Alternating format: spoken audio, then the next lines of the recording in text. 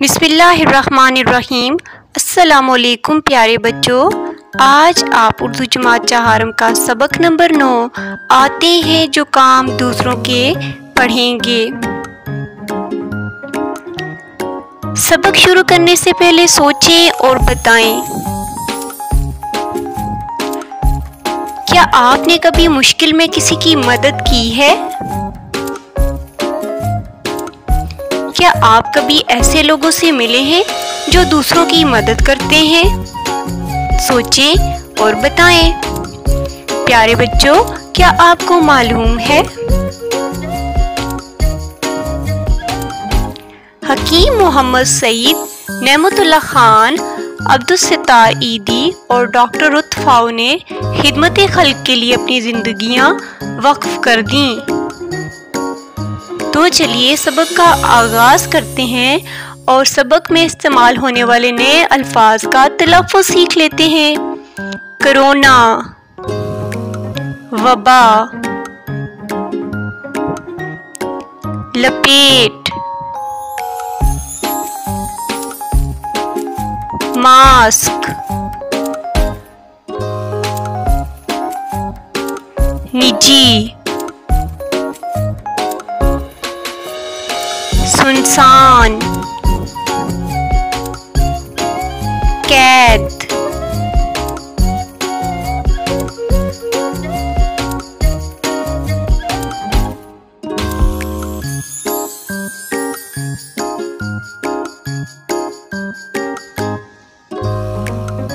तो चलिए सबक शुरू करते हैं। आते हैं जो काम दूसरों के। देखते ही देखते कोरोना वबा पूरी दुनिया में फैल गई।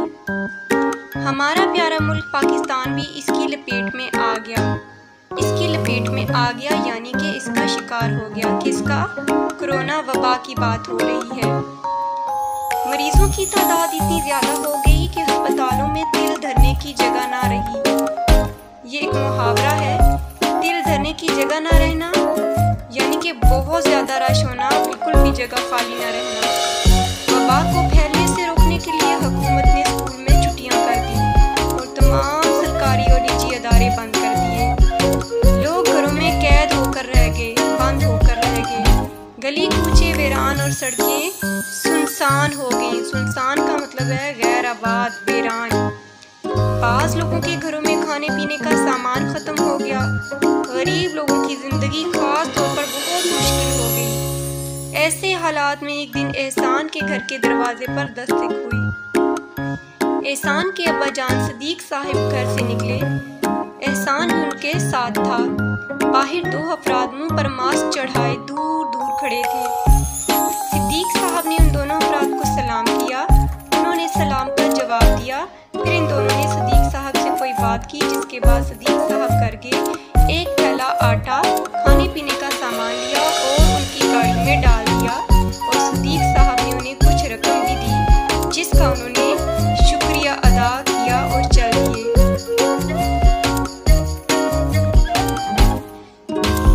ठहरें और बताएं, वबा के दौरान में स्कूल क्यों बंद थे? वबा के दौरान स्कूल इसलिए बंद थे ताकि वबा और ना फैले। रज़ाकार सदीक साहब से कहाँ मिले? रज़ाकार सदीक साहब से उनके घर के बाहर मिले।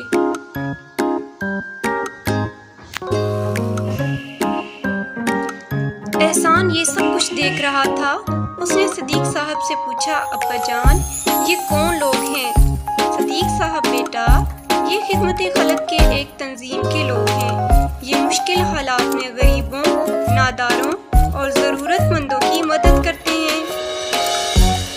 एहसान, अब्बा जान ये सामान कहाँ लेकर जाएंगे?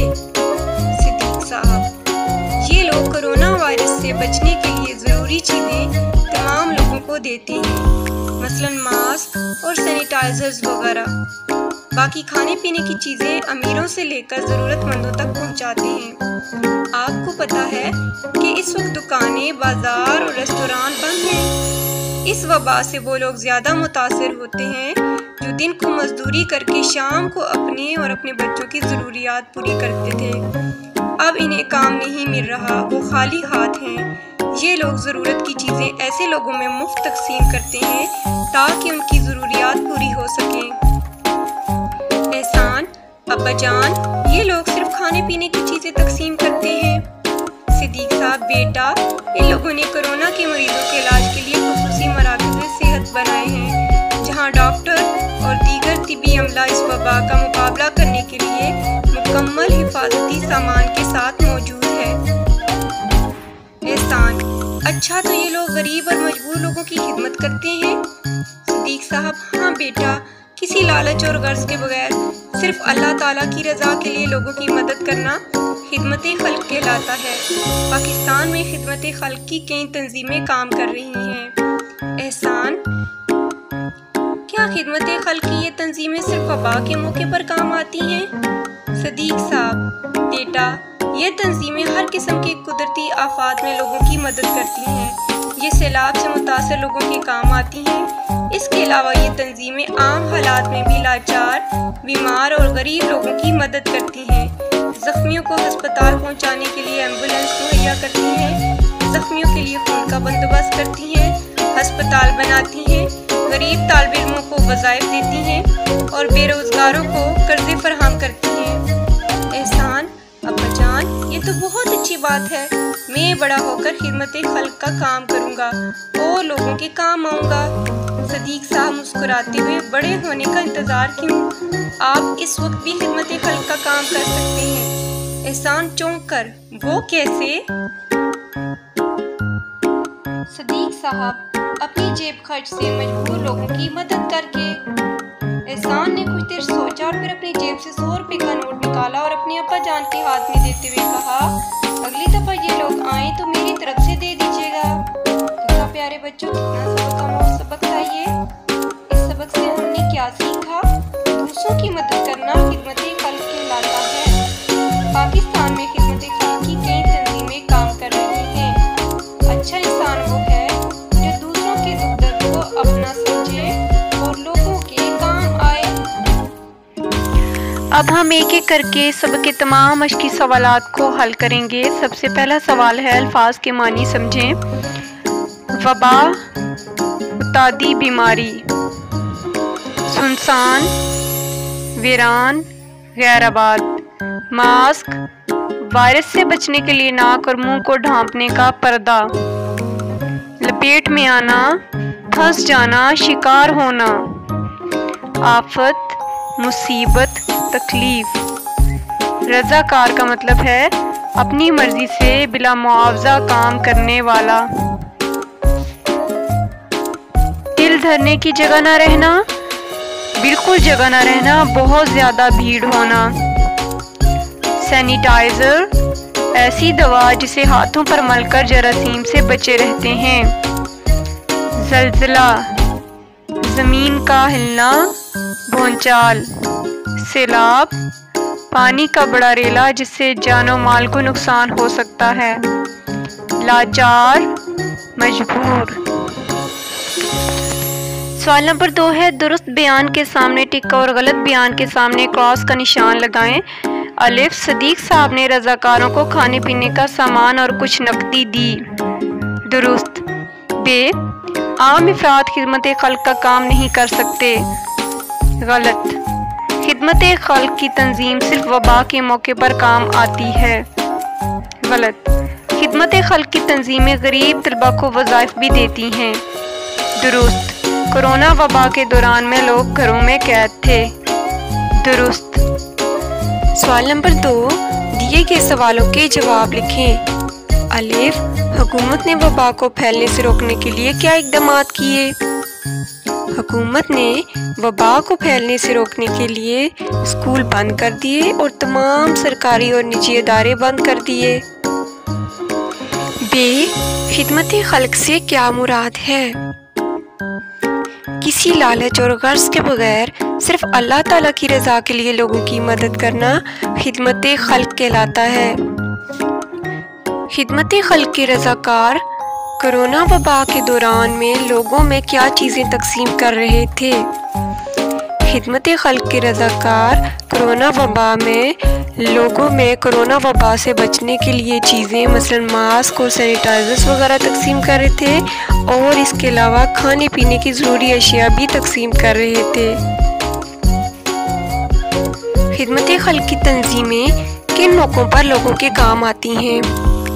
खिदमत खल्क की तंजीमें हर किस्म की कुदरती आफात में लोगों की मदद करती हैं। ये सैलाब से मुतासरा लोगों के काम आती हैं। इसके अलावा ये तंजीमें आम हालात में भी लाचार, बीमार और गरीब लोगों की मदद करती हैं। ज़ख्मियों को हस्पताल पहुंचाने के लिए एम्बुलेंस मुहैया करती हैं, ज़ख्मियों के लिए खून का बंदोबस्त करती हैं, हस्पताल बनाती हैं, गरीब तालिब इल्मों को वज़ाइफ देती हैं और बेरोज़गारों को कर्ज़े फराहम करती हैं।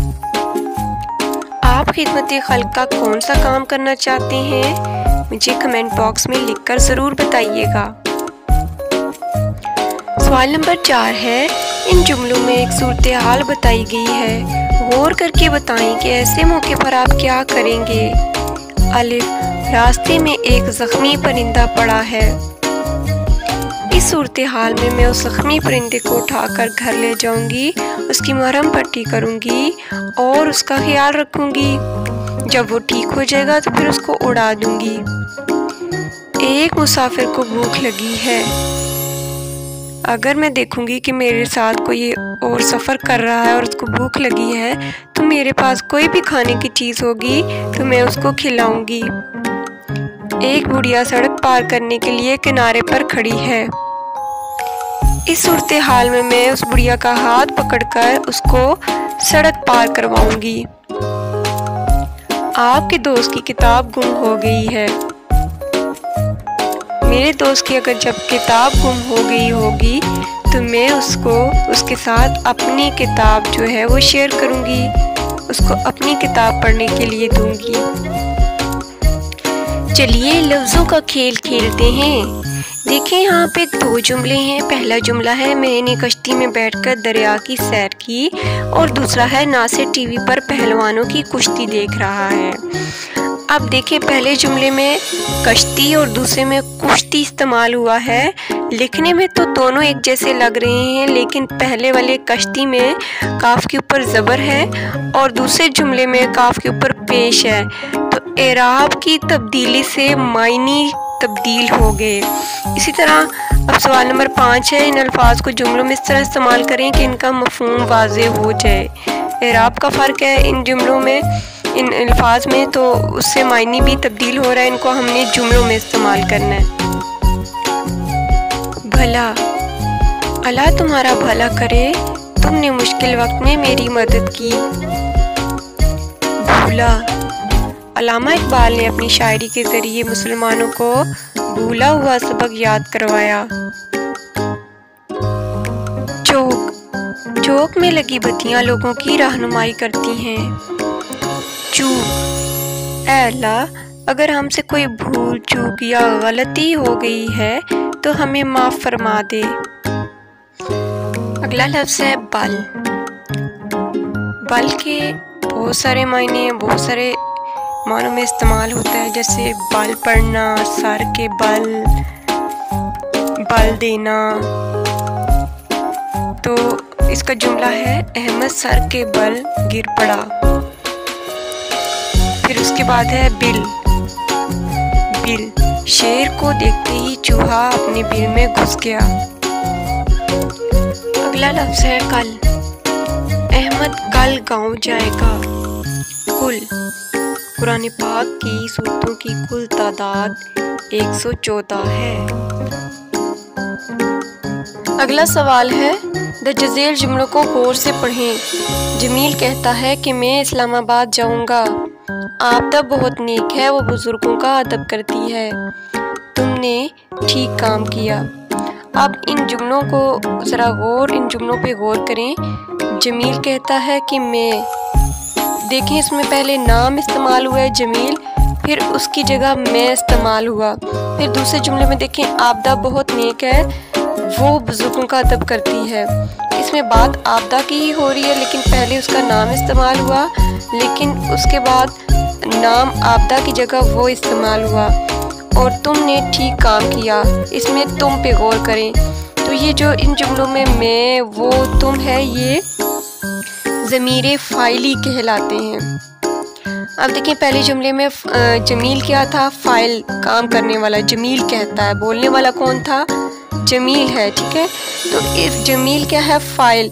फिर उसी के जमील के नाम की बजाय हमने मैं इस्तेमाल किया, कहता है कि मैं। अब ऐसा नहीं है कि जमील कहता है कि जमील इस्लामाबाद जाऊंगा, वो कह रहा है कि मैं इस्लामाबाद जाऊंगा। तो ये जो मैं है जमील की जगह इस्तेमाल हुआ, ये ज़मीरे फ़ाइली है। फिर आबदा बहुत नेक है, वो बुज़ुर्गों का अदब करती है। पहले आबदा जो है, नाम आबदा, ये फ़ाइल है, ठीक है। आबदा नेक कौन है, आबदा। तो आबदा की जगह जब वो इस्तेमाल हुआ है, वो बुज़ुर्गों का अदब करती है, तो वो क्या है, ज़मीरे फ़ाइली है। इसी तरह तुम भी ज़मीरे फ़ाइली है, इसको इंग्लिश में आप प्रोनाउन कहते हैं। तो ज़मीरे फ़ाइली क्या है, जो नाम की जगह इस्तेमाल होते हैं अल्फाज, वो ज़मीरे फ़ाइली कहलाते हैं। अब सवाल नंबर 6 है, दी हुई इबारत में ज़मीरे फ़ाइली के गिर्द दायरा लगाएं।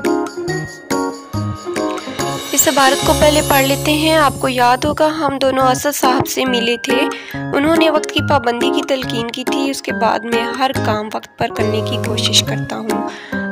अनवर भी वक्त की पाबंदी करता है, वो सुबह सवेरे उठता है, उसने कभी किसी काम में ताखीर नहीं की। अब इसमें देखें, आपको याद होगा हम दोनों असद साहब से मिले थे।